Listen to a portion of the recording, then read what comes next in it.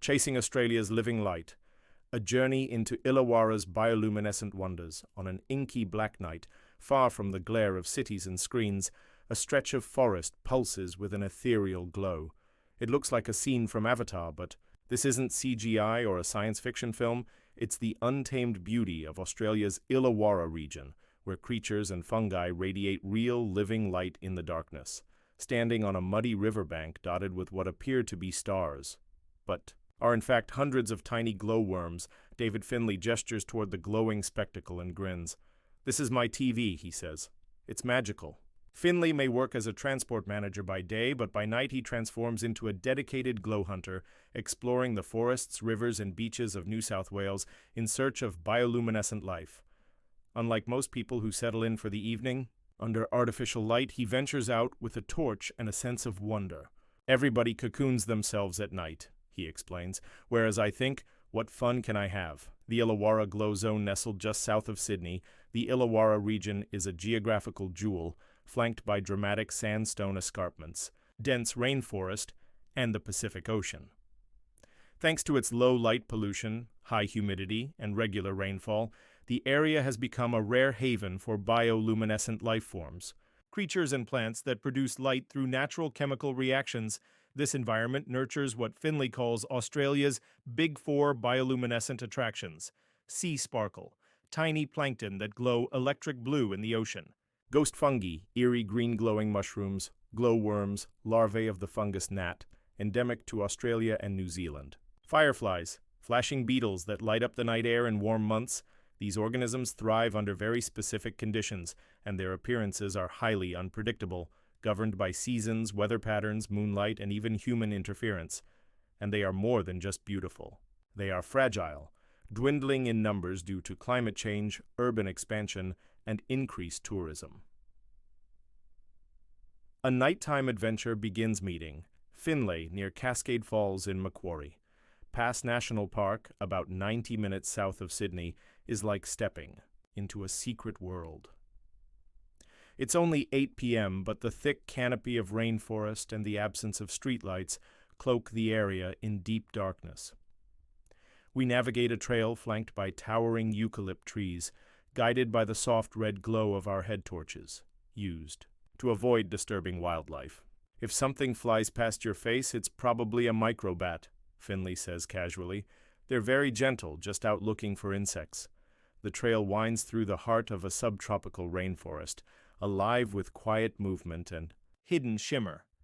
In the darkness, the senses sharpen. I begin to see the knotty roots beneath our feet, fungal growths blooming in the moist air, and the gleam of tiny eyes, spiders or small reptiles blinking at us from the underbrush. Finlay's UV torch sweeps across the forest floor, lighting up hidden details. A caterpillar glowing white, lichen in vibrant green, and even electric blue flecks that he jokes are just possum urine.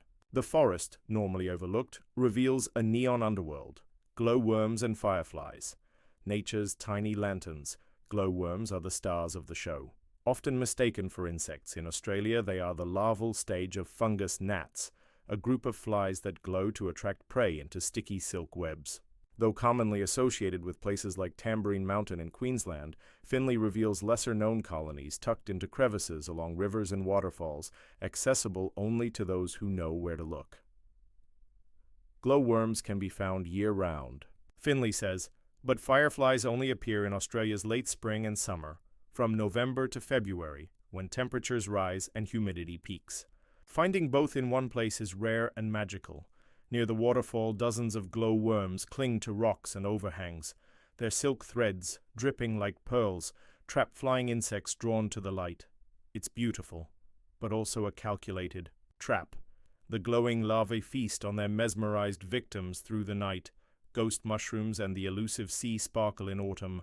Another star of the bioluminescent world appears, the ghost fungus. Native to southern Australia, these fungi glow a haunting green-white in moist forest environments. Their eerie glow was once mistaken for supernatural forces by early settlers. Meanwhile, along the NS south coast and Tasmania, beachgoers are sometimes treated to the mystical blue tides, a phenomenon caused by bioluminescent phytoplankton. Under the right conditions, every splash, step, or paddle sets the water ablaze in shimmering neon blue. One of the best-known spots is Jervis Bay, where locals and travelers alike gather to swish the tide and capture viral photos.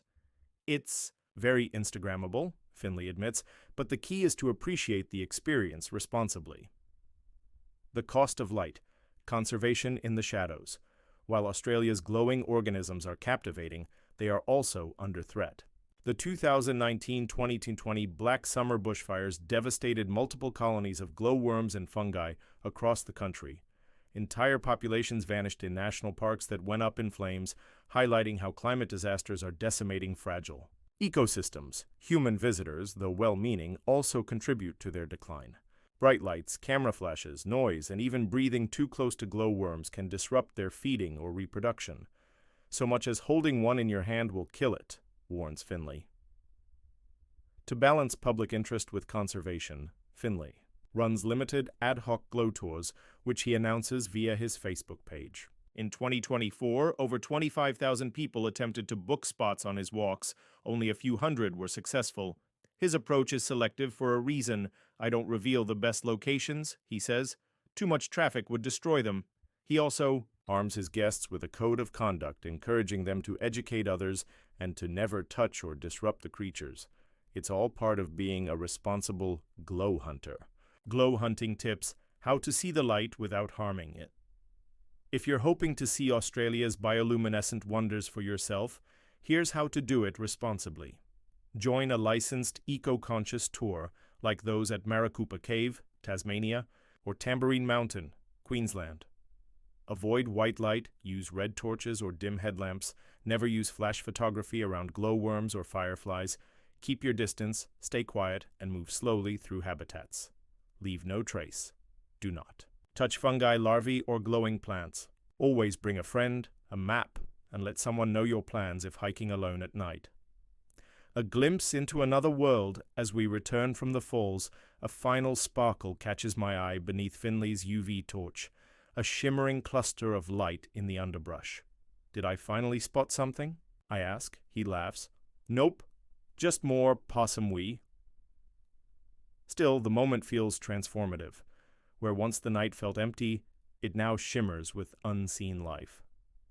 As I walk back through the dark, I realize the real magic of glow hunting is not just in what you see, but in how you learn to look. Want to become a travel content creator or launch your own channel? You don't need 1 million views or thousands of subscribers to start earning right away. If you're dreaming of sharing your travel stories and getting paid to do it, but don't know where to begin, let's chat.